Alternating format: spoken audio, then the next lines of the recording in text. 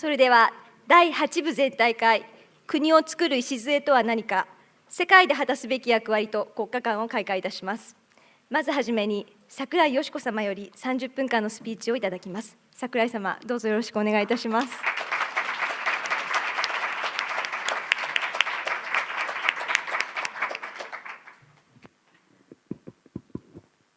皆様こんにちは。私のハワイ大学の恩師がですね、社会に摩擦を起こす人はその社会の宝であるということを教えてくれました。おかげさまで中国では櫻井よし子は毒を振りまく女だというふうに環球時報に書かれて、私はそれを大いなる誇りとしております。今日は30分、本当は30時間話したいんですけど、ぎゅっとまとめて短くいたします。歯に衣着せぬタブーに挑戦する言葉で語りたいと思いますので、いろんな方々のハートは多分ズタズタに切り裂かれるんじゃないかと思いますが、これも社会を変えるためということでお許しをいただければと思います。私に与えられましたテーマは、国際社会の中の日本の形をどのようにするのか、日本がどのような形で国際社会に貢献することができるのかということだろうというふうに思います。そのためにはですね、これ安倍総理の言葉ですけれども、地球儀的な発想で世界を見なきゃいけないと私も思います。地球儀的な発想で世界を見るとですね、ここ美しい雪景色の中、深い森の中で集っていて、ここで和やかにみんな話をしているのとは全く別の世界があの尖閣の海にあること。尖閣の海はこれは台湾の運命と南シナ海と直結しているということが地球儀を見ればお分かりであります。正直言ってですね、その今の国際社会、日本を含めた国々が直面している最大の問題は中国の台頭なんですね。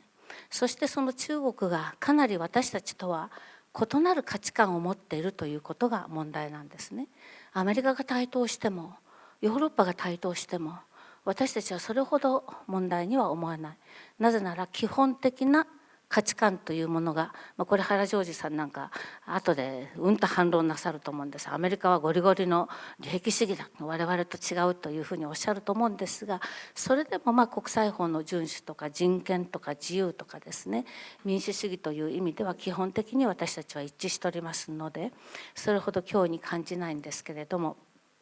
中国はかなり様相が違います。習近平体制が発足をいたしました。どのような価値観を持っているのか、何といっても常務委員会7人のメンバーがですね、中国を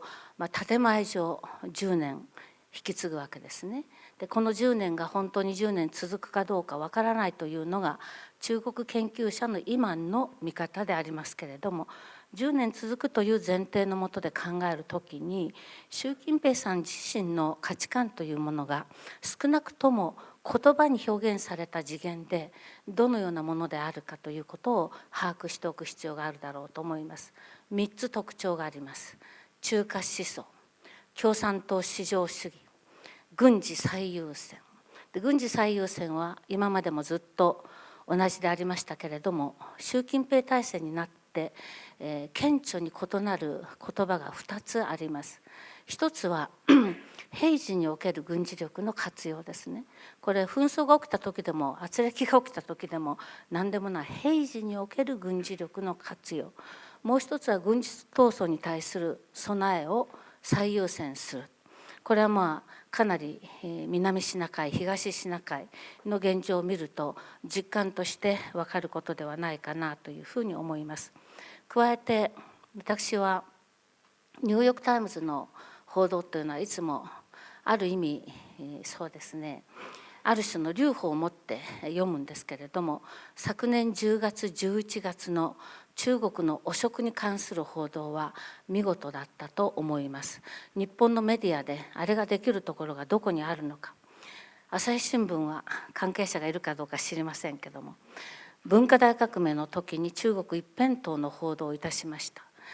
ニューヨーク・タイムズは今回おそらく社運をかけて大国中国と向き合ったんだろうと思います。凄まじい報道でしたね。123ページ、もう第一面から始まって全部埋め尽くしました。で、私は最初は国民所得が5400ドル、100円換算でも54万円の国がですよ、党の幹部、政府の幹部がですね、27億ドル、100円換算で2700億円の蓄財をしているという、その金額に圧倒されて1回目読んだんですけども、実は3回頭から終わりまで全部読みました。で、2回目にふっと気がついたことはですね、温家宝さんの20年来の友人が言った言葉ですね。温家宝が腐敗してるというんなら、共産党はみんな腐敗してるよという言葉。そしていくらニューヨーク・タイムズがこんなこと書いたって温家宝は罪には問われないよ。なぜならば全部合法的に蓄財したんだからって言うんですね。で、中国共産党はこれ詳しい話はしませんけども、結論から言えば法の上にあり司法の上にある。ですから全てが合法になります。このような異形の価値観の国が軍事力を毎年増強させて、平時においても軍事力の活用をというような時代に私たちは生きているわけですから、当然これに対して国を守る、国土を守る、国民を守るということを真剣に考えなければなりません。アメリカを中心として世界は2つの方法でそれに対処しています。一つは個々の国々がささやかであっても自分の国を守る軍事力を整備するということ。これは東南アジア諸国を見るとですね、歴史始まって以来の軍拡の時代に今東南アジアが入っているということに気がつかれると思います。その上でアメリカと二国間もしくは多国間の協調関係をさまざまな形で築いて、中国に暴走しないでくださいねと、暴走させませんよという構えを見せるということが一つの対処ですね。もう一つは、これは今日の主題と非常に深く関わってくることですけれども、価値観の戦いです。中国は人権を大事にしていますか？人間の自由を担保していますか？法律をちゃんと守っていますか？異民族をそれなりの宗教、言語、文化、それらを守ることができるような余地を残していますか？こうしたことをですね、私たちは中国に常に問い続けていくことによって中国の自制を促す。これがやはり2つの大きな対処の仕方なんだろうというふうに私は思います。その中で日本は本当は一番大きな役割を果たさなければいけないわけですね。私たちは日本は勢いがないとか小国だとかつまらないというふうな感覚を持ちがちですけども、東南アジアの国々に行ってみたらやっぱり中国じゃなくて日本はものすごい大国なんですね。そして多くのことを期待されている。日本がもっとしっかりしてアジアの側の価値観に立ってくれる姿勢を明らかにして、そしてできうるならば我々の先頭に立って中国の暴走を抑えてほしいということを彼らは言いますね。そのようなことが私たちにできる一番のことなんだろうと思うんですけれども、じゃあそのようにとりわけ価値観の戦いにおいて日本が重要な役割を果たすにはどういうことをしたらいいのか。それはまず自分自身の歴史を知って自分自身に自信を持つことが必要なんだろうというふうに思います。実は日本という国は、私は日本人であるからではないんですけれども、非常に素晴らしい国であり民族であり文化文明だというふうに思っています。例えば7世紀聖徳太子の時代に17条の憲法というのを作りました。これは主にその当時の官僚というか、その政治に携わっている社会の上の人に対する戒めとして考えられたものなんですけれども、そこの一番最初にですね、和をもって尊しとなすと書いてありますね。和というのは和らぎと読みます。和らぎをもって尊しとなす。いさかいはいけませんよという教えですね。で、和らぎ、人と人との間の関係は和を基調としなさい。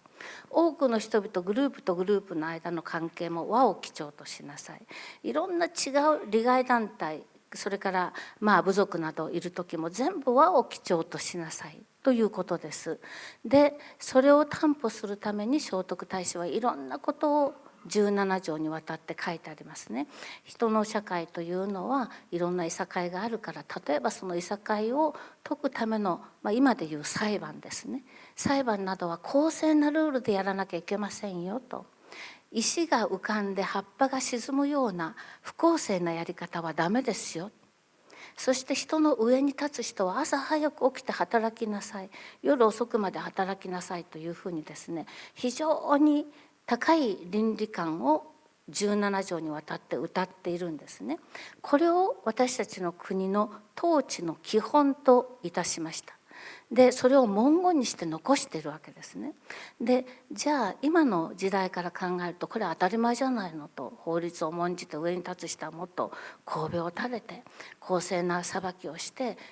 国民が幸せになるような政治をするのは当たり前じゃないのと私たちは思いますけども、これ書いたの7世紀ですよね。千何百年も前の話です。同じ時代で世界を切ってみたいと思います。世界がどのように違っていたか。お隣の中国、隋から唐への変化の時にあたります。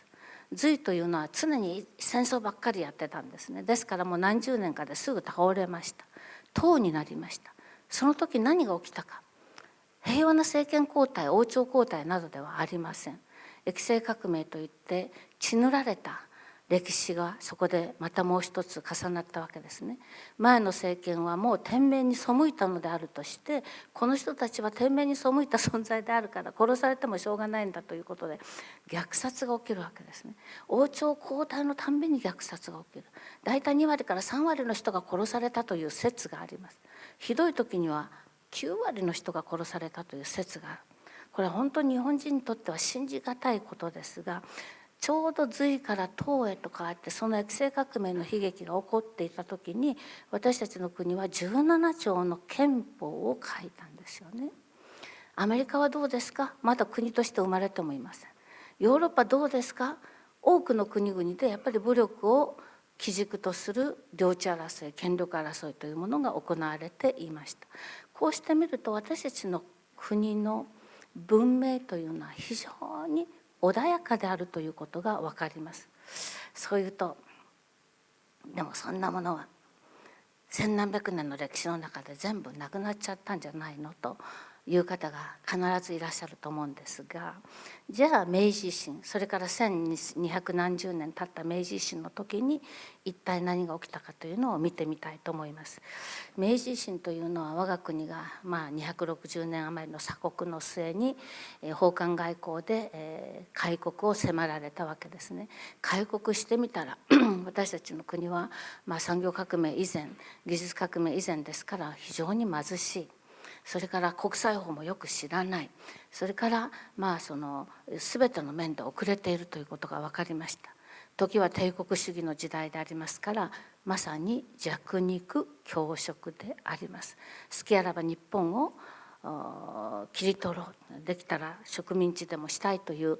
もうギラギラした思いで列強が押し寄せている中で、本当にあの時国の経営というものをきちんとやらなければ我が国は確実にどこかに割譲されたり植民地になったりしていたと思います。これに対して私たちの先人は非常な危機感を感じて、みんなで心を一つにして、どのようにしたらこの国、この民族、私たちの歴史というものを守り通すことができるかということで、明治天皇がお考えになった、それが五箇条の御誓文だったと思います。この頃の大学生に五箇条の御誓文のことを聞いても誰も知らないと言っていいと思いますが、これ読んでみると結構面白くて、ああなるほどなと思うような感じで、読むことができます。全部暗唱できるかどうか分かりませんけれども第一、広く会議を起こし万機公論に決すべし、いろんな問題が起きた時に一人で決めちゃいけませんよと、広くいろんな人の意見を聞いて討論して決めなさい。1、生か心を一にして盛んに競輪を行うべし。ここのところで大学生が「先生、競輪ってあの時代にもあったんですか?」って言うんですよ。これは自転車の競輪ではありませんと私は言うんですけども、生か、上の人も下の人も身分の相違にかかわらず心を一にして一つにして盛んに競輪、政治経済を論じなさいということですね。もう庶民に至るまで経済を論じなさい、政治を論じなさい、あなたの意見は大事なんですよということですね。1、幹部一途庶民に至るまでおのおのその志を遂げ人心をして馬ざらしめんことを要す。官僚も軍人も庶民に至るまでみんな志を遂げるように、そして一生懸命やれば自分の人生の志が遂げられて、自分の人生つまんなかったな、こんな人生なんだろうと思うような気持ちにならないような政治をしなさいと言ってるんですね。で1、旧来の老習を破り天地の行動に基づくべし。古い役に立たなくなった規則はもうやめなさい。自民党も民主党も TPP に反対する人によく聞いてほしいと私は思いますよ、世耕さん。古くなったものは破り捨てて天地の行動、雨土とも呼びますね。天地の行動って何でしょう。これは普遍的な価値観というふうに考えていいと思うんですね。世界人類の普遍的な価値観に基づいていろんなことを考えなさい、やりなさい。そして最後1、知識を世界に求め大いに好奇を新規すべし。日本だけのこんな狭い価値観で凝り固まっちゃダメよ、ダメよ広く世界に知識求めなさい。そして大いに好奇というのはご皇室を中心とする日本文明の在り方、この価値観を世界に広めなさい。これが5か条のご誓文ですね。これ17条の憲法とほとんど内容は重なってますね。でここで好奇についてちょっと私は説明をしたいと思います。なぜならばこれが日本自身の価値観、日本の国柄というものに非常に大きな関係があるからですね。好奇というのは皇室を中心に権威としての皇室がいらして、その下に政治などを行う、権力を握る人々がいて、その下に国民がいて、その人々が全部を支えて三層構造になっているのが我が国の国柄で、一番上にある皇室というのはもちろん政治の中で歴史の中で一時的に政治権力を握ろうとしたことはありましたけども、それはごく短い時間のことで、基本的に皇室というのは国民のために祈る存在だった。いつも国家の安寧、国民の幸せというものを祈ってくださる存在でありました。そのような国の在り方、国柄というものを広く世界に知らしめなさい、広めなさいというのがこの一番最後の第5条だったというふうに思うんですね。さあ、明治天皇はこう考えた。あの維新の時、開国の時、列強に囲まれて軍事力で日本を守ろうなんてことはとてもかなわない。経済力で守ろうってもとてもかなわない。技術も遅れてる、国際法の知識も遅れてる。ではいかにしてこの2670年、今の時点での計算ですが続いている我が国を守るのか。その時に明治天皇は日本人の心さえしっかりしていれば大丈夫なんだと、我々の価値観さえみんなの心にきちんと根付けばこの国を守ることは必ずできるんですよというので、この5か条のご誓文を出されたと私は思います。それから70数年、我が国は大東亜戦争に負けました。アメリカに占領されました。歴史始まって以来の他国による占領です。そしてアメリカの統治の下で厳しい検閲が敷かれて、そして人々は思うことを言えなくなりました。そしてその中で戦前戦中の日本は全部悪いことをしたということが言われて、新しくて良いものは全部アメリカが教えてくれたというような教育がなされました。民主主義しかり、男女平等しかり、全てそうですね。その昭和21年1月1日、昭和天皇がご詔勅を出されています。そのご詔勅、今でも官報に出てますんで、皆さんどうぞお読みになっていただきたいと思うんですが、これは驚きましたね。我が国は今国難の中にある。そうですよね。戦いに敗れて歴史を始まって以来占領されてるわけですから、大変な国難です。その中で国民に次のことを思い出してほしい、明治天皇の言葉を思い出してほしいということを書かれて、昭和天皇は先ほどの五箇条の御誓文第1条から5条まで全部国民に語って聞かせているんですね。で、昭和27年に独立を回復します。それからさらに20年ほど経った時に那須の御用邸で記者会見をして、あの時記者会見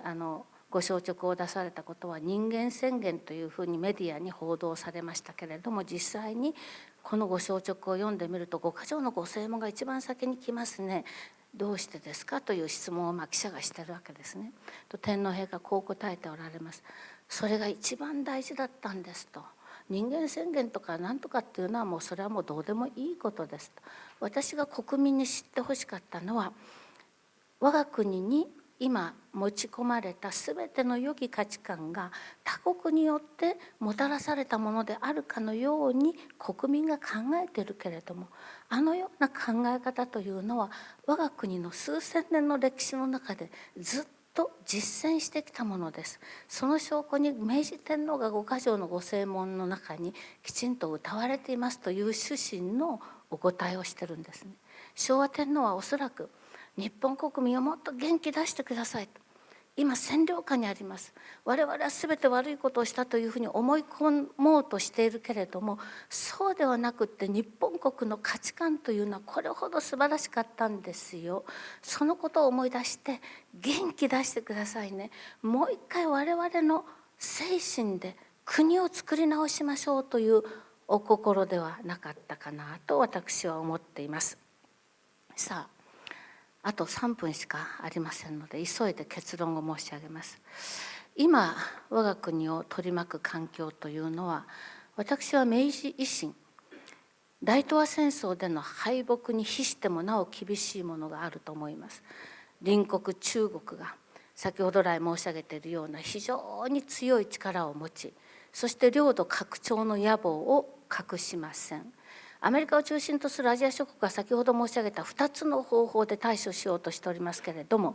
アメリカに今また別の変化が起きていますね。オバマ政権の第2期に入りました。ケリー国務長官です。チャック・ヘーゲルさんが国防長官にはまだ正式になったんですかね。もうすぐ多分なられると思うんですけれども、新しい陣容でアメリカは外交を始めます。オバマ大統領の2期目の就任演説、そしてケリー国防長官の3時間45分における上院での公聴会の質疑応答での答え、こうしたものを、それからまたチャック・ヘーゲルさんのこれまでの手腕、これは予算削減の名手であり、国防予算の大幅な削減に彼は力を発揮することになると思うんですけれども、こうしたことを見るとアメリカが再び内向きになる。アメリカという国は非常に面白い国で、すごい内向きの時と外向きの時とこういう波を繰り返してきてるんですね。で、波は大きい波もあります。小さい波もあるんですけれども、内向きと外向きという2つの大きな分野に分かれますが、第2期のオバマ政権はおそらく内向きになるだろうということが明らかであります。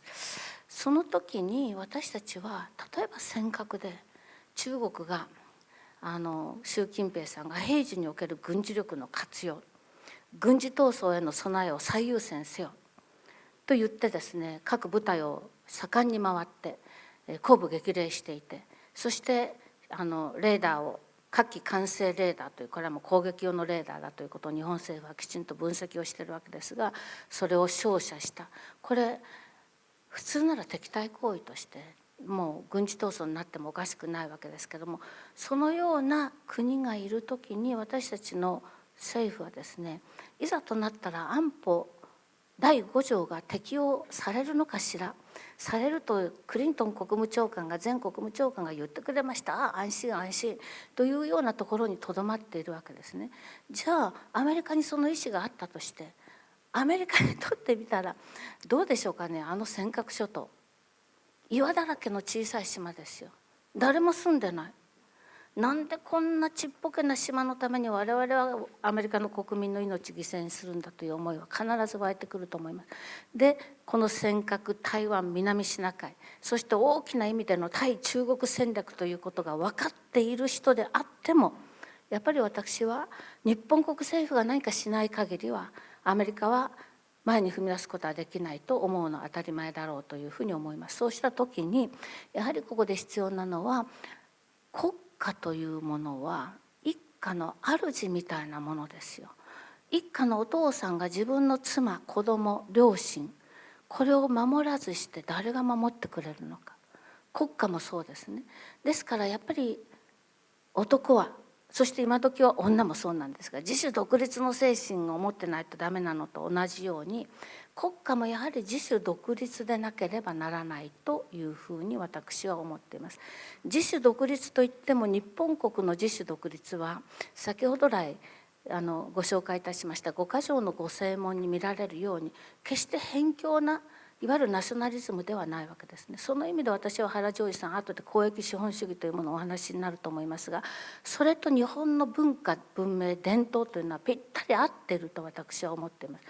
広く開きながら日本国であり続ける、日本国であり続けるために広く開いていく、その勇気というものを私たちが今もう一度取り戻さなければならないのではないかなというふうに思います。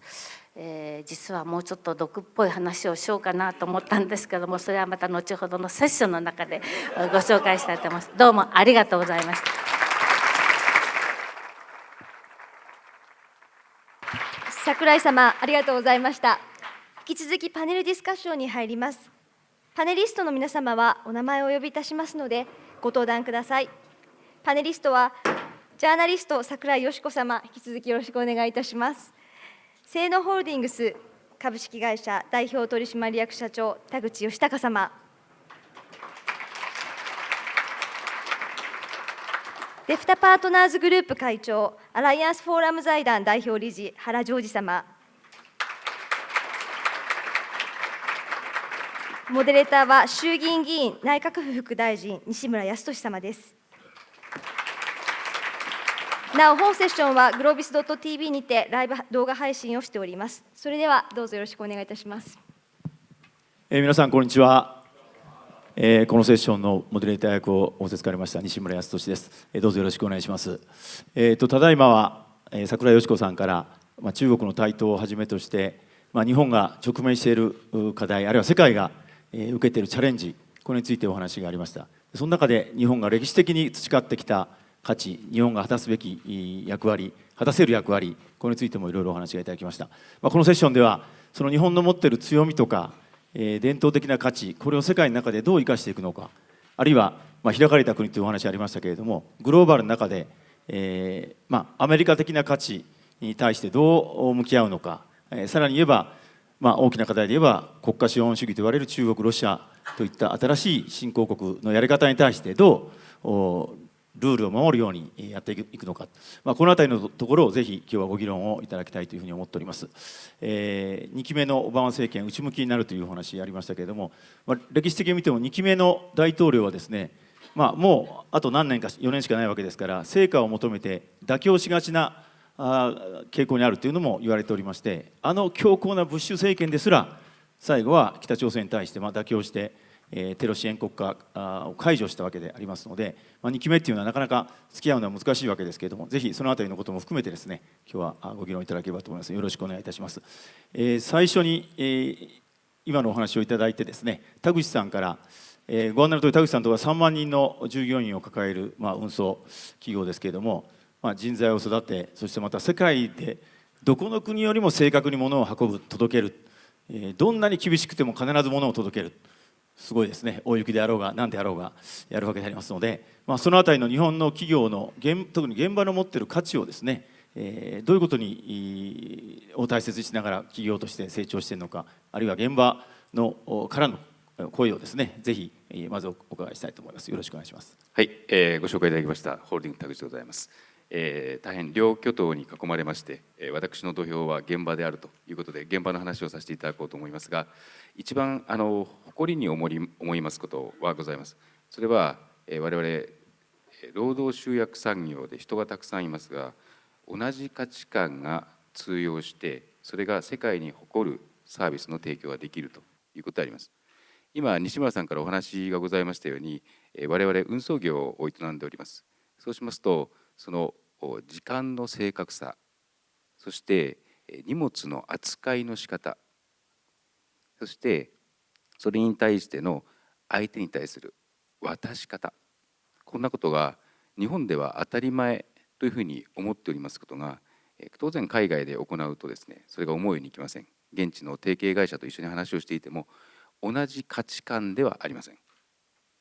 全く価値観が違っている。これは諸先輩方たくさんフロアにもいらっしゃいますけれども、世界企業の方々は苦労されるところだと思います。日本が持っている価値観、大変正確、そして清潔、このような価値観、これに守られているんだということを大変強く感謝するとともに誇りに思うことがあります。我々の中で大切にしている、先ほどご紹介あったような労働集約でございますので、労働集約としての人のまとめ方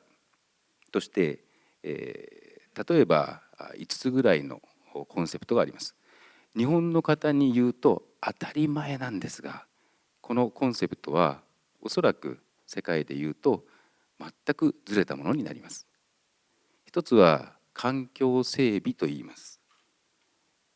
中国の方、そして他のアジア、そしてアメリカの方々もそうですが、環境整備というときに日本は吐き清めようとします。ただきれいにするだけじゃなくて、そこを聖なるものとしようと言って吐き清めます。魂を込めて吹きます。そんなことが起こりますが、それは他の民族、文化の持っている方々には同じようには通用しません。2つ目には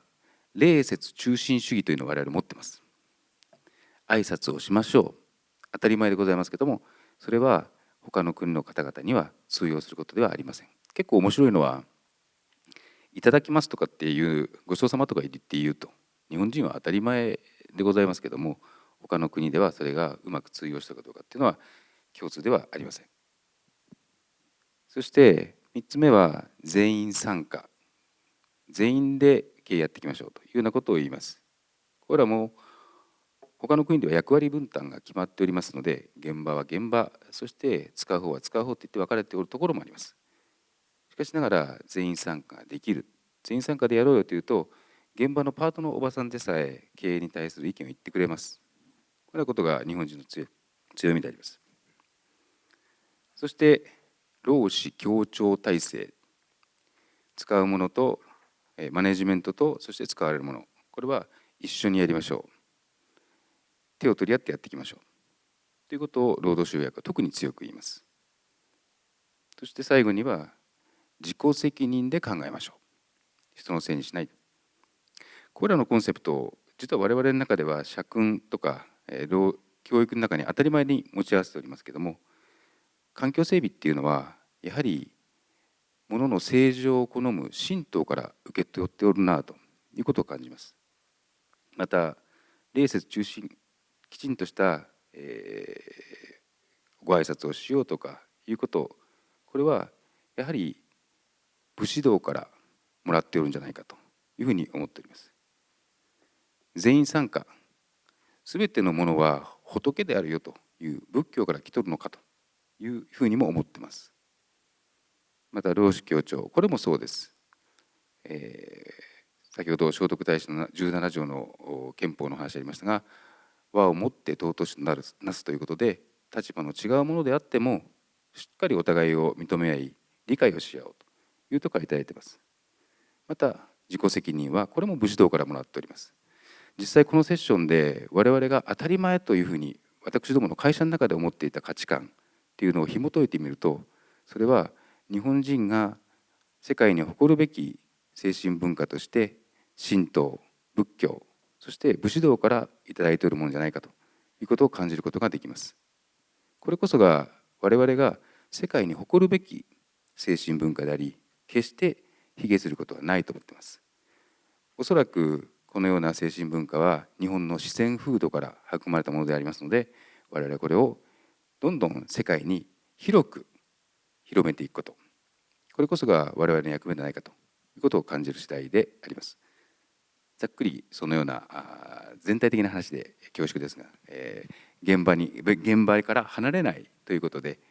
ちょっと考え方をひれきさせていただきました。ありがとうございました。はい、田口さんありがとうございます。まさに日本の伝統的な大事にしてきた価値を現場で、ある意味教育をしながら、企業として全体として、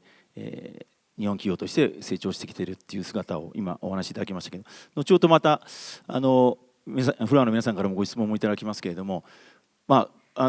人材をどう育てるのか、若い人たちが今おっしゃったようなその5つの社訓というか方針になかなか馴染めない日本の今の教育の仕組みの中でですね、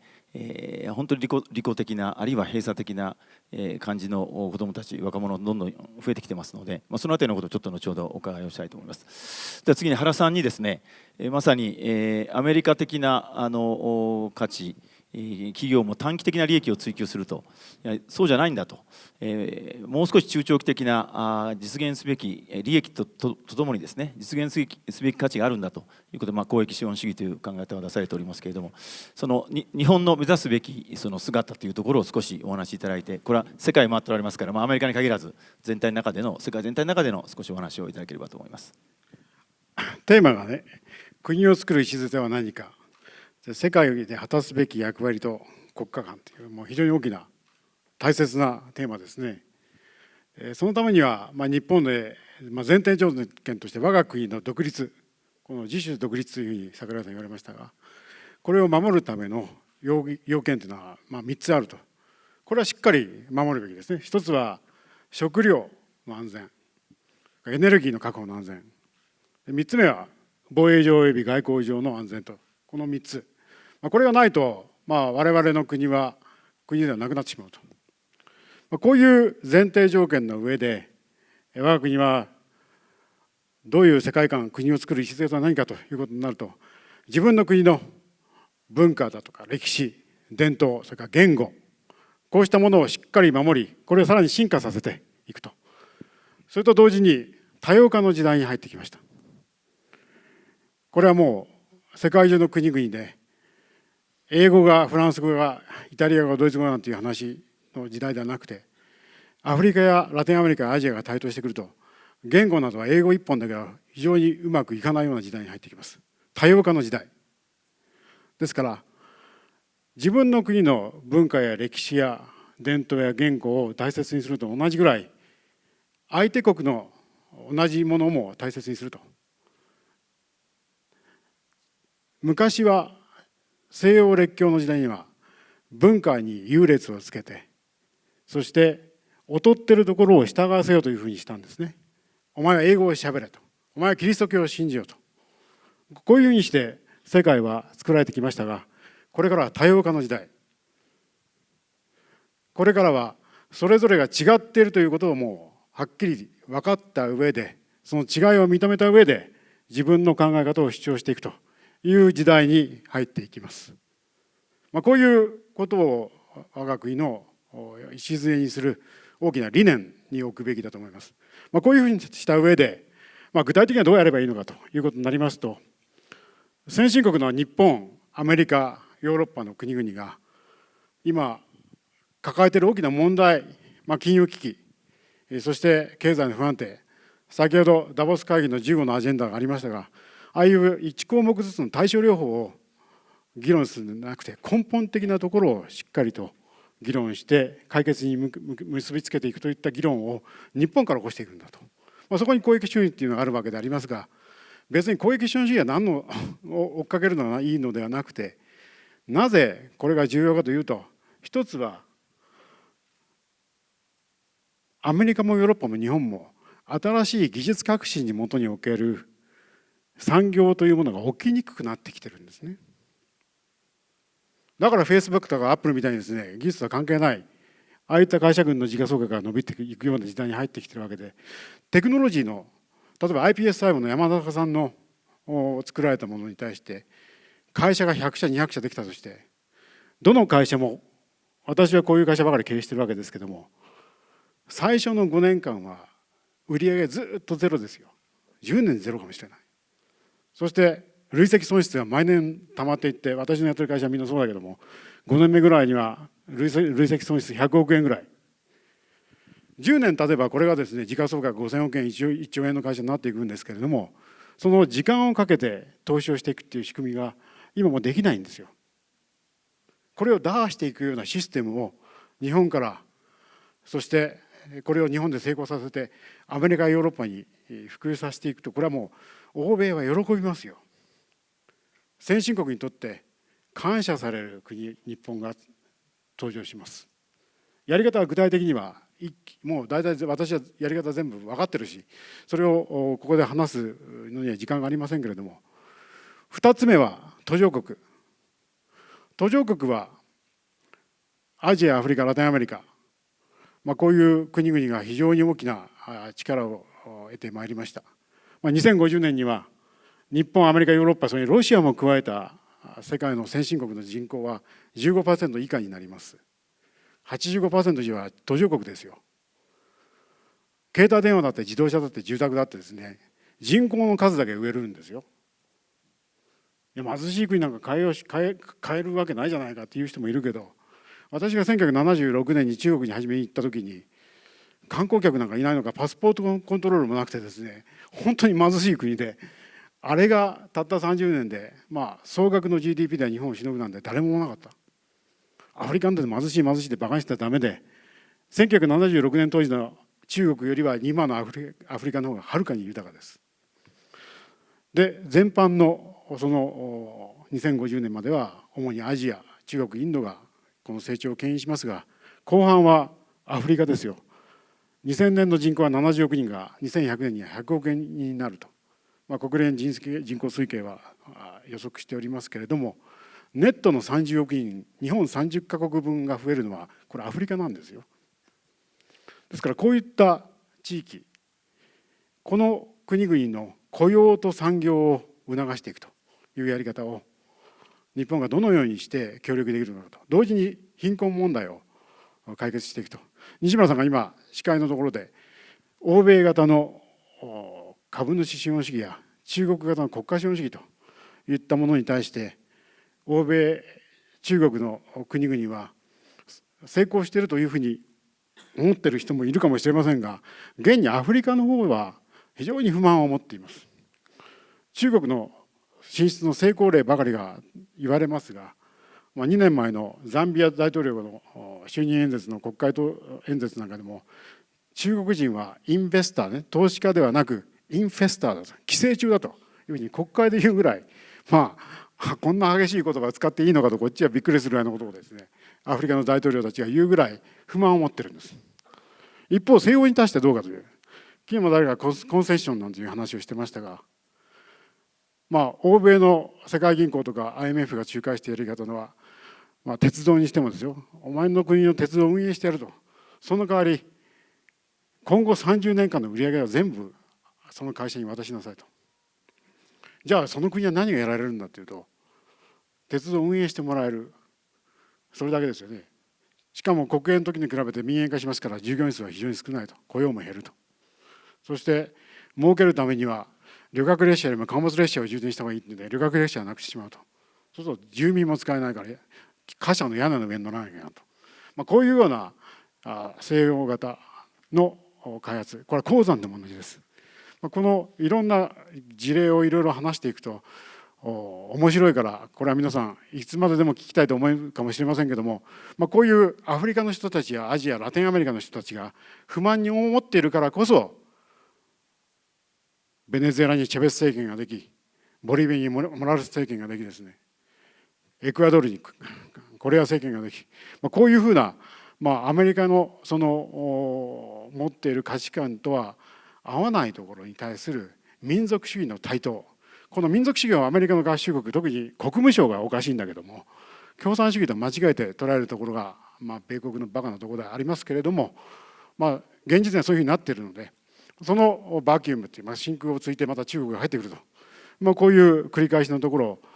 解決できる可能性を持っているのは日本かもしれません。これは具体的にいろいろと議論していきたいと思っています。はい、ありがとうございます。日本が持っている力というお話も今いただきましたけれども、今お話になったチャベス、モラレス、それからこれら、それから、あとニカラグアのオルテガもよく出てきますけど、みんな反米ですけれども、ものすごく親日的でして、国際条理でも国連の投票行動でもですね、日本の行動に対してものすごく支持をしてくれている国々でありますので、なぜ彼らが反米だけど親日かというところも、今原さんお話にあったような点にあるんだと思いますけれども、アフリカでもですね、中国の援助は無償でお金をやって作るのは大統領府を作ったりですね、国会議事堂を建てたりして、そこにはドーンと中国が作ってくれましたと書いてあるわけですね。ところが日本のやり方は無償は少なくてですね、融資なんですね、円借款で、しかも道路とか空港とか港湾とか目立たないところに、ちっちゃく書いてありますけど、そんなの車で走ったって見えませんから、理解されないんですけれども、でも長い目で見れば日本はインフラにちゃんと融資をして、そしてその国が発展すれば返してもらうわけですから、その国も必死になって本来やるわけですね。中国のはもらいきりですから返さなくてもいい。しかも大統領府とかドーンと立ちますから、その国の指導者にとってはいいかもしれない、目立つからいいかもしれないし、一部ポケットに入ってるかもしれないと、そういうところの違いあるわけですけれども、ただ日本の場合はその円借款にもすごい時間がかかるとか、これ直さなきゃいけない課題がいっぱいあるんですけれども、長い目で見れば日本は非常にいい国だけども、短期的に見るとどうしても中国の方に行ってしまうと。これはアフリカの多くの国がそう言ってますけれども、先ほどお話になったようにザンビアの大統領は、規制中という言い方をしたわけであります。それでちょっとこの後フロアの皆さんからご質問もいただきたいんですけれども、その国家の礎って考えるときに一つだけお三人の皆さんに教育ということをですね、一言ずつちょっとお話しいただいて、日本の持っている価値は世界の中で貢献できるし、いろんなことできると思うんですけれども、残念ながらその持っている価値が若者たちにちゃんと引き継がれているのか、子どもたちに教育でちゃんと教えられているのかというところをですね、それぞれちょっとお一言ずつ、グローバルな視点で、そしてまた、それぞれの現場で、感覚でちょっと一言ずつお話しいただいて、その後会場からご質問をいただきたいというふうに思います。すみません、この教育問題についてちょっと話す前にですね、その原ジョージさんのお話の引き継ぎみたいな形でちょっと議論を現実に引き戻してみたいと思うんですね。原さんがおっしゃったことは50年先70年先の世界の人口動態も含めてですね、その資本主義そのものの在り方という大変大きな枠組みで、これ私たち頭に入れておく必要があると思うんですね。ただ我々がですね、国家としての日本を考えるときに、この長期の課題と中期の課題と直近の課題というのがあるわけで、今直近の課題をもう少し議論する必要があるくらい厳しいものがあるだろうと思うんですね。例えばもう一回尖閣に戻りますけども、これ本当に紛争になる危険性は私はあると思いますよ。でほとんどの人がですね、世界の戦略家たちはもう紛争が起きるという前提で、その時にどういう対処をするのかということを考えているわけで、その議論がね、日本で驚くほどないんですよ。で例えば中国はですね、火器管制レーダー照射しなかったと言いましたね。安倍政権が必要であるならばそこのところの情報を公開しましょうという、私はすごくいいことだと思うんですね。これ今までの日本国政府の情報発信と全く違います。今までの日本の情報発信というのは、言わなくても分かってくれるだろう、嵐が過ぎればなんとなく収まってくれるだろうということで発信しなかったんです。それで今何が起きているかというとですね、非常にこの尖閣問題などで親日的な人たちでさえも、歴史問題においてはですね、日本が悪いという立場ですよ。靖国、慰安婦、南京、どの問題を取り上げてもですね、本当にアミティさんもジョセフ・ナイも含めてそうですけれどもですね、日本に非があると。だから日本はその訂正したりしてはいけないし、謝ら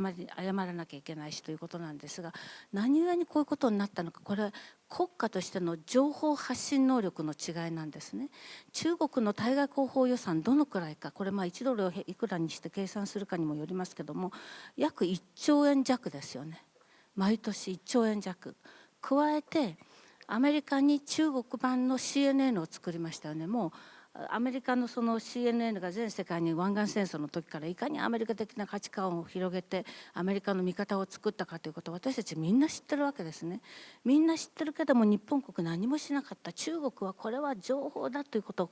実感して、今アメリカに行くと中国版 CNN がものすごい24時間365日現地の優秀な記者たちを高給で雇ってですね、バンバン中国の立場を言ってるわけですね。韓国だって似たようなもんですよ。日本国の対外情報戦略予算っていうのは正確なのは分かりませんけども、中国が約1兆円のものに対して我が国130億円ぐらいだと思いますよ。もう問題にならない、問題外。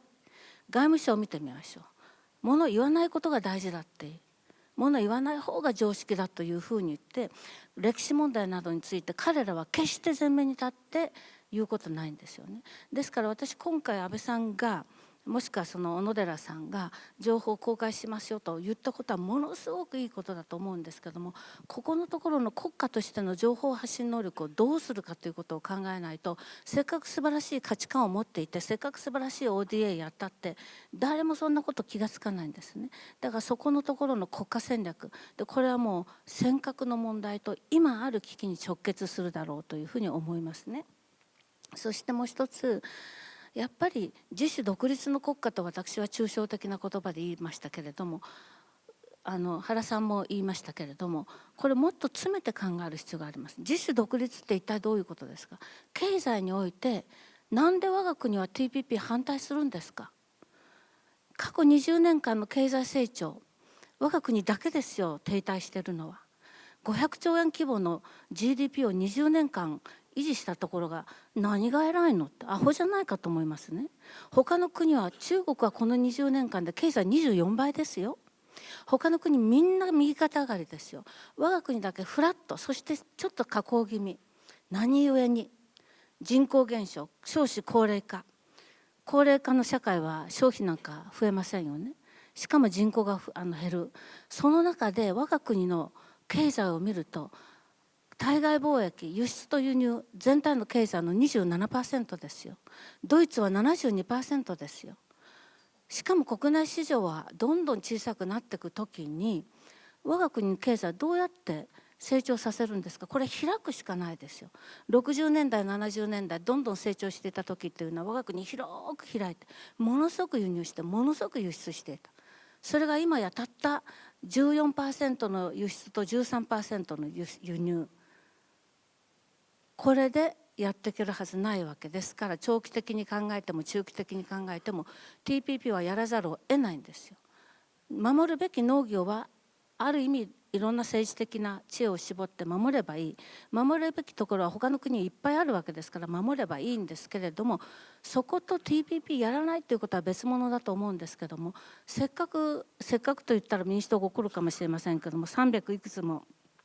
自民党議席を取ってですね、その中の200何人が TPP 反対って、あなた方ちょっとおとといおいでの世界だと私は思ってるんですね。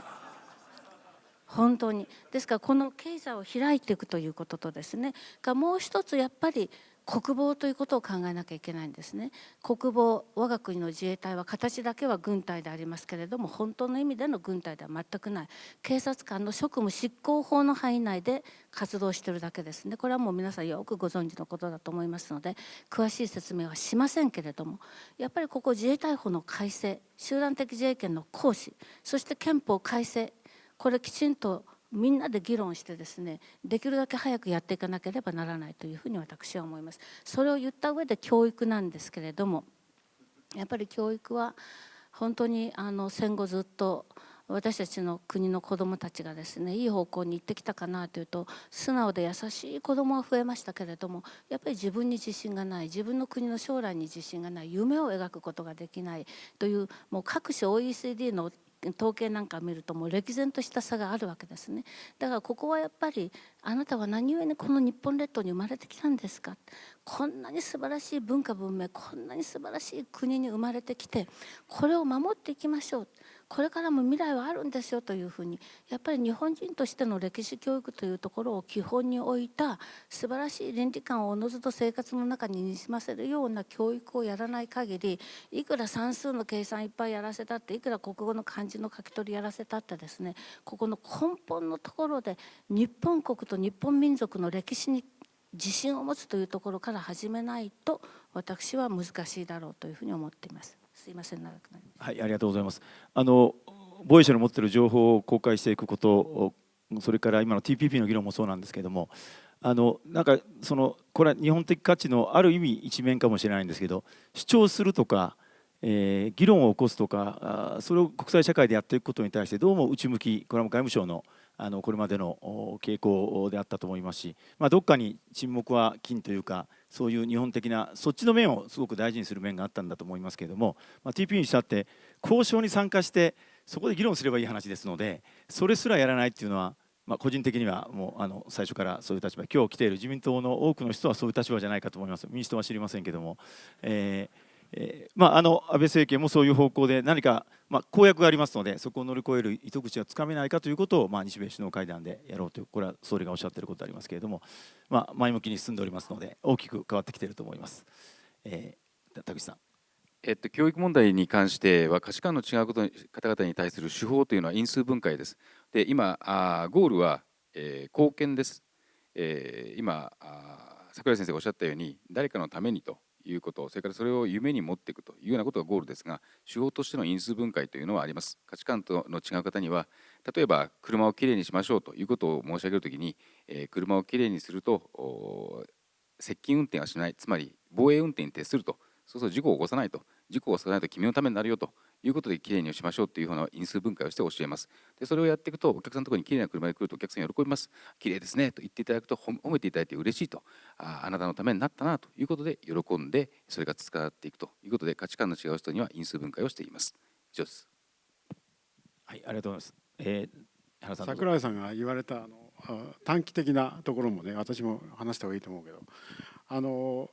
尖閣の問題、 TPP の問題とか、これはもうアメリカはもう今中国を脅威に非常に思っています。今回は2期目で、国務省と国防省のスタンスが随分変わる可能性もありますが、基本的には中国が脅威であるというふうに思うようなことになってきています。一方中国の方はどう考えているかと、TPP をなるべく経済問題で置いとこうと、そうすると日本は反発すると。しかし TPP はですね、単なるUSTR、米国通商代表部と日本の経済産業省の問題じゃないんですね。これは対中国に対する西側の封じ込め、軍事的には日本および韓国、フィリピン等々、日米安全保障条約等々のものが個別の軍事同盟がアメリカとの間で交わされておりますから、これはもうよしとして、また私もこの金曜日の夜中に日本にここに来たんだけど、その手前摂氏35度とか太平洋諸国の暑いところの大統領たちに自分に会ってこっちに来たんですけど、やっぱり太平洋上航海における中国艦船の往来は非常に頻繁になってきてるんですね。どの国の大統領も非常にこれは懸念しています。米国側に立っている国々と、それから中国に立っている国々があるわけでありますけれども、今のところはマジョリティは日本とアメリカの方についている国々が多いです。この TPP っていうものも、その日本とアメリカは中国に対する対抗という形でもって位置づけていくというのが非常に重要なわけでありますけれども、一方尖閣に関しては中国はなんとか日米安全保障条約っていうものの日本とアメリカの同盟にその不信感を起こさせるような仕組みを作ろうということで、もう躍起になってますね。日米安全保障条約が日本が攻められたらアメリカは日本を守るということになってますが、前提条件として日本の施政権が及んでいるところだけだと。ですからいくら日本の領土でもすでに施政権がロシアに取られている北方領土ですとか竹島は日米安全保障条約によってアメリカが軍隊を送って守る対象には入っていません。昨年は中国が日本の領海領土であります尖閣に船や飛行機を入れたり天気予報の中に組み入れたり一生懸命やった理由はですね、あれは中国の施政権であるんだといったことをなんとか国際世論の中で示そうというこの動きです。結果としてアメリカ上院の反発を食らい、日本の施政権を脅かすいかなる活動に対しても米国上院は断固たる措置を取るということを昨年決議し、これをアメリカの国務省は、クリントンの時ですけどもこれを追認しました。これによってこの施政権をなんとか中国側にという作戦は潰れたんですが、今度はしょっちゅうちょっかいを出しながら、日本とアメリカの船がまた飛行機が守っているような状態の時に、中国が入ってきてそれを追っかけると。その時に実験的に中国は日本とアメリカの軍艦を撃ってみようとかレーダーを照射してみようということをこれからやろうとすると思います。今のところ集団的自衛権というものがありませんから、日本の船が撃たれている、中国に撃たれている時にはアメリカが守ることができますけれども、米国の船が撃たれている時に日本の自衛隊はアメリカの船を守ることはできません。その状態を中国が先ほど櫻井さんが言われた中国版 CNN を使ってアメリカで流せば、日本ってけしからんとアメリカ人が思うでしょ。アメリカに守ってやろうってやってるのに日本はアメリカのことちっとも守らないのかと。日米安全保障条約の制限であろうが憲法第9条であろうがいくら言い訳言ったってこれは世論ができちゃったらもう終わりですからね。だからこういうことにならないような仕組みを我が国は作り上げていく必要があるという形で、TPP に入りながら TPP の中ではそのアメリカが困っている金融危機だとかその他諸々の諸解決の解決策をここで提案し、これが公益資本主義なわけでありますけれども、中身を触れる時間はないんで省きますが、これをこの TPP のルールにすればアメリカも日本のルールで、要するにルールメーカーに初めて日本がなれるんですね。こういうふうなことでもって世界を解決しながら日本とアメリカの軍事的な協調と経済的にはこれはアメリカを助ける形でもって協調できるであろうと思います。ですね、ずっとアメリカのマインドの中にはアジアにおいて日本と中国どっちが話し相手として頼りがいがあるかということではね、もうおそらくずっと中国だったと思うんですよ。なんといってもその体制は違うけれども、やっぱり中国はその言ったことはやるし、大国として責任持ってやるし、日本はなんといっても普天間一つ動かせないじゃないかというのがあるわけですね。で今初めて私は日本にある意味でね、信頼を勝ち取るチャンスが巡ってきていると思うんですね。それは日本国が本当の意味での自主独立国家になることによって、そして世界のスタンダードな価値観、それは民主主義であり法治であり、それから環境を重視することであり、さまざまな民族を守ることでありね、そういった価値観において私たちこそが本当にその側に立ってるんだということを示すことができるものすごくいいチャンスなんですね。ですから原さんおっしゃったように TPP というのはただ単に経済的な枠組みで考えるんではなくって、その全体の社会の運営の価値観の問題として捉えていくことが大事だろうというふうに思いますし、もしこのチャンスを捉えることができなければ日本国にとってこれはもう何でしょうかね、死活的なダメージを受けるというふうに私は思いますね。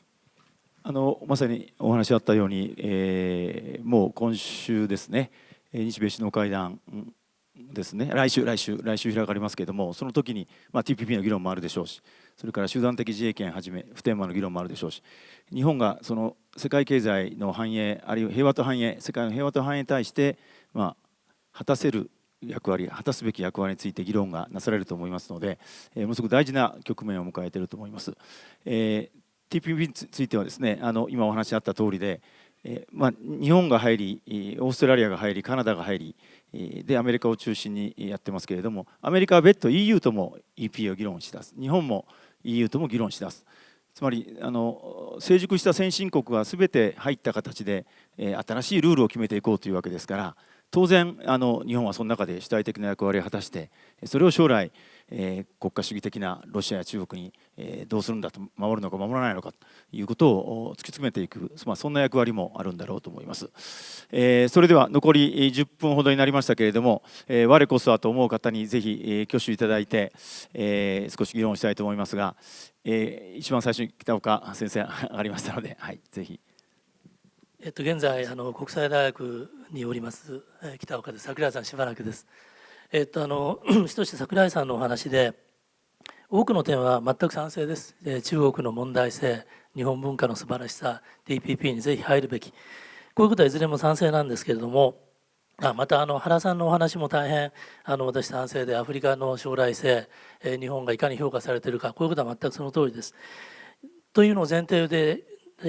3点付け加えたいんです。一つはその日本文化の素晴らしさってことを櫻井さんがですね、その聖徳太子と明治天皇と昭和天皇に引き付けてお話しされたことに対して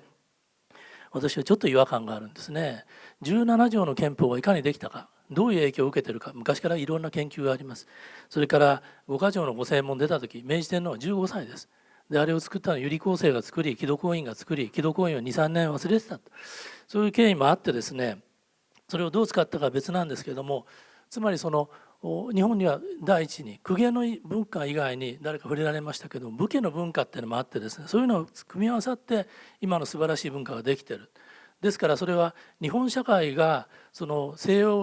近代西洋が実現してきたような法の支配とか人権とか自由とか民主というような似たようなもの、ほぼ同じようなものをですね、日本独自に作り上げてきたっていうのは大変素晴らしいことなんです。全く同感なんですけど、それは日本社会、日本国民がそういうものを作り上げてきて、それを汲み取るようなビヘイビアをされてきたから皇室は続いてきたと思うんですよね。ですからこれは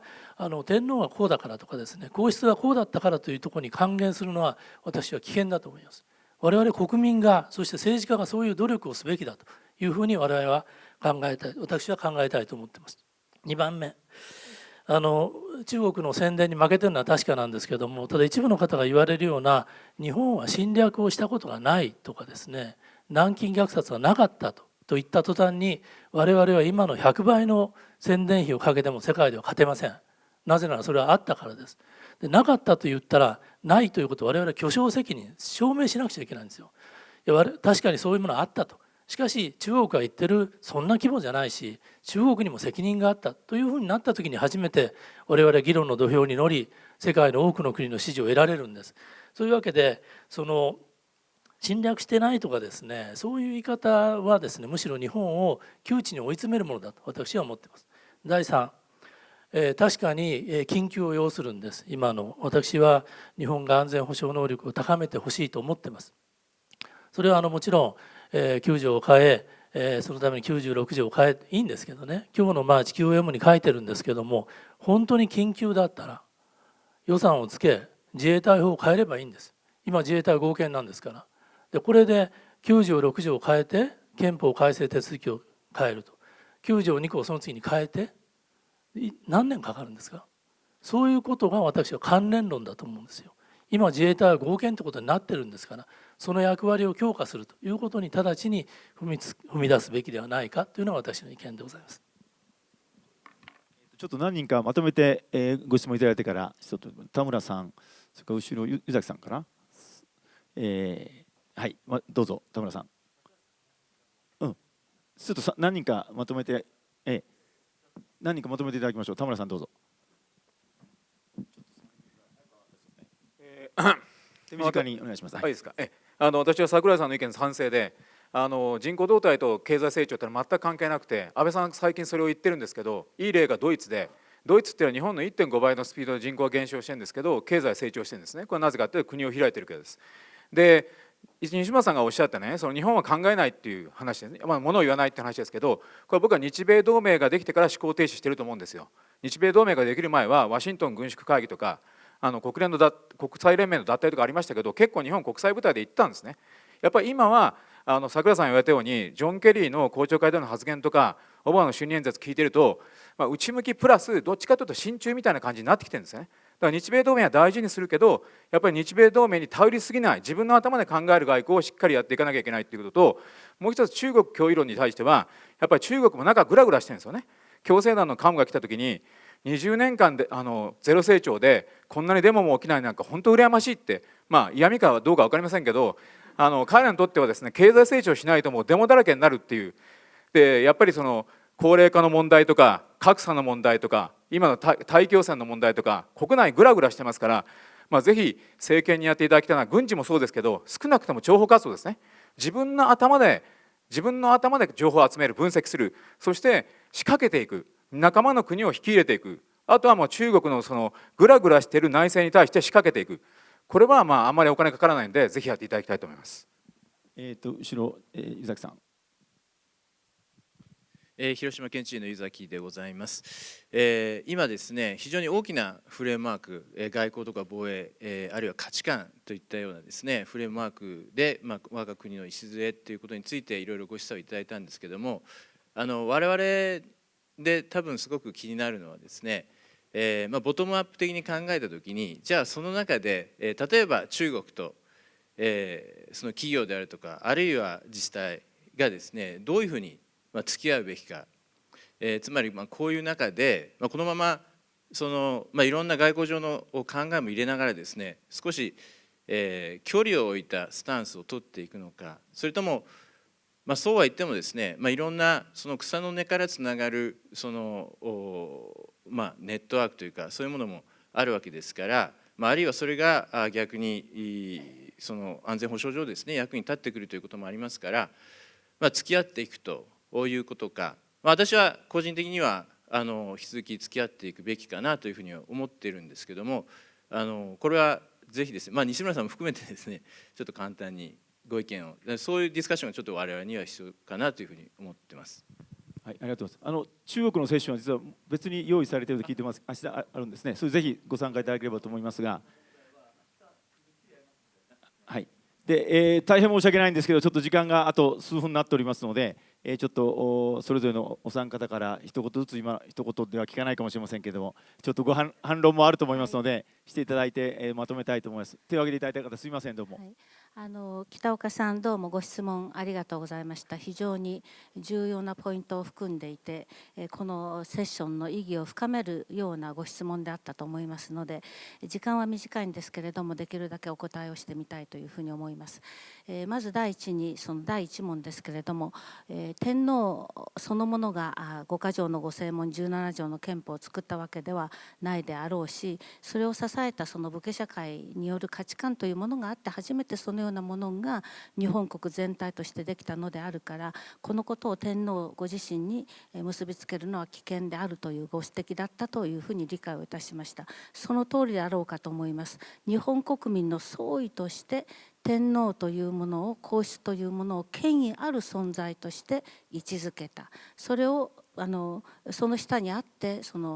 いわゆる権力というものを行使したのは時代によっては貴族であったかもしれないし、武士であったかもしれないし、今は政治家であるかもしれない。ただし私たちは、権力を超越した存在としての、権威としての、日本国民のため、国家のため、安寧を祈る存在としての天皇皇室というものを必要としてきたし、それを認めてきたという意味で、私は17条の憲法5か条の御誓文というものを申し上げたつもりでした。第2点、歴史の問題です。これを言ったら終わりであると、どんな努力ももうそこで水泡に帰してしまうということですけれども、これは冷静に考えなければならない問題だと思います。何故に南京事件は生まれてきたんでしょうか。我が国が1937年12月南京に入りました。そして中国側の言い分によると、翌年の2月末までに我が軍が30万人を殺した。12月1月2月3ヶ月ちょっとで30万人を殺した。このことについて南京での軍事法廷に出された、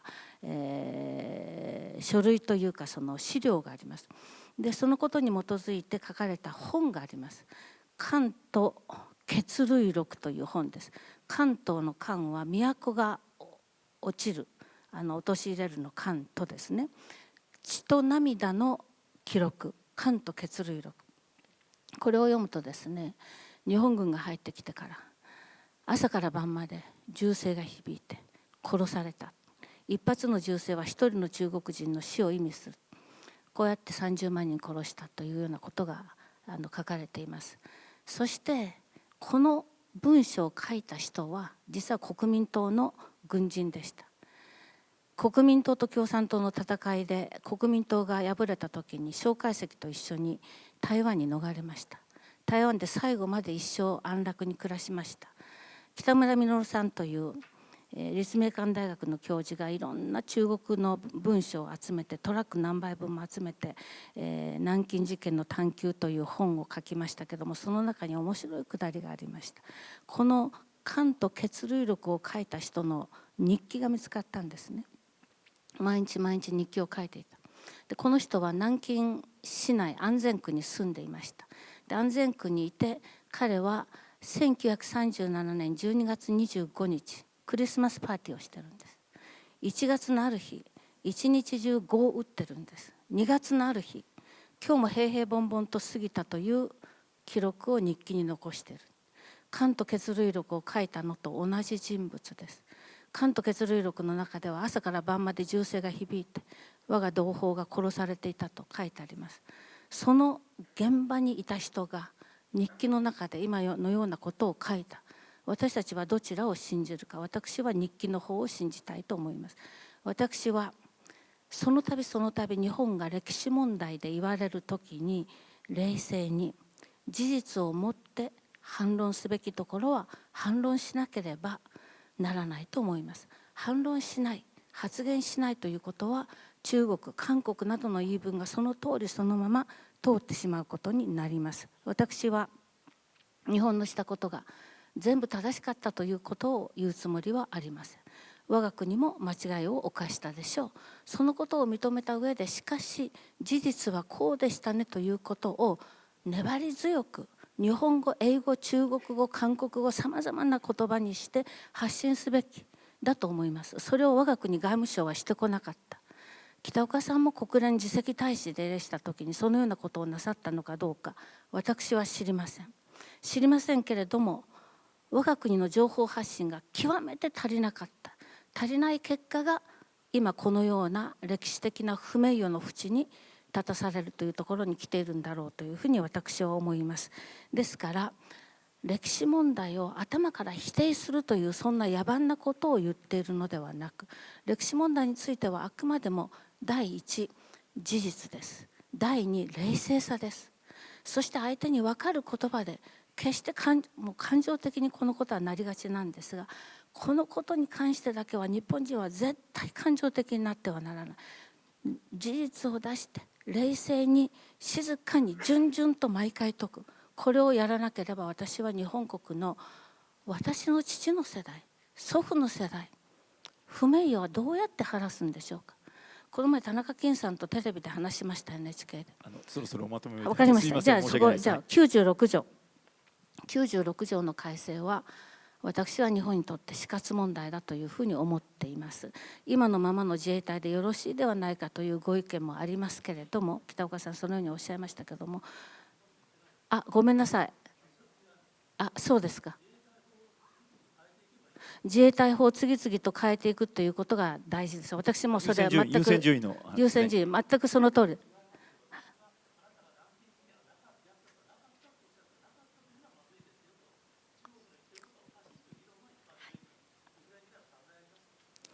南京事件、これは通常の戦闘行為で生まれる犠牲者は確かにあったと私は思いますけれども、日本軍がその虐殺を し続けたということについては私はこれから大いに議論して反論したい、そのようなことはなかったと私は思っています。この問題歴史家が長年かかって議論してもなかなか結論出ない問題。時間がありませんので、すみません、北岡先生も櫻井さんもちょっと申し訳ないんですけど、そして96条の改正、これは私は日本国にとって自衛隊法の改正を進めると同時に、現実的な法改正を進めると同時に、根本問題としての憲法改正ということを考えるためにも、実施するためにも、民主主義的なルールで半分以上の方々が賛成をすれば憲法改正ができるというふうにするのが民主主義の在り方ではないかなという意味で私は賛成です。すみません、時間がなくなってきてますけど、田口さん、最後に一言、原さんも一言言っていただいて、少しまとめたいと思います。経済人を離れまして、私どもの次世代にどのような誇りのある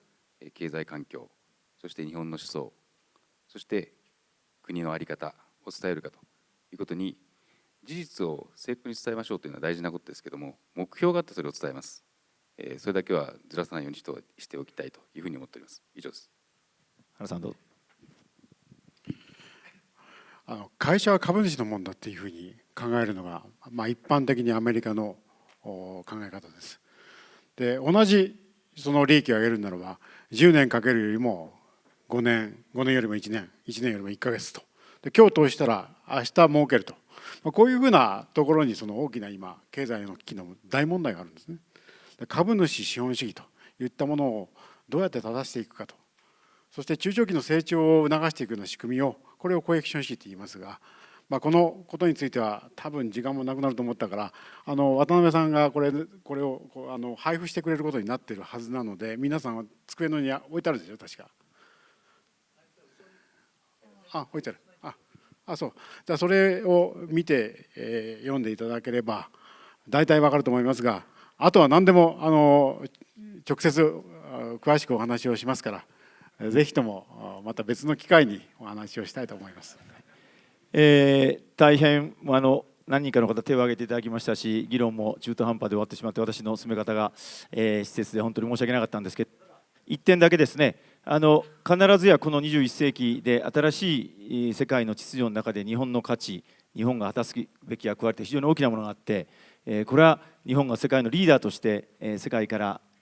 尊敬され、そしてまた日本で学びたい、日本と一緒に仕事したい、そう思われる国に必ずやなれると思いますので、そのためにいくつかの課題も今いただきましたので、それを乗り越えていかなきゃいけませんけれども、この G1 サミットに参加の皆さんとともにですね、そういう国になるようにどうもこのセッションありがとうございました。どうもありがとうございました。皆様ありがとうございました。第8部を終了させていただきます。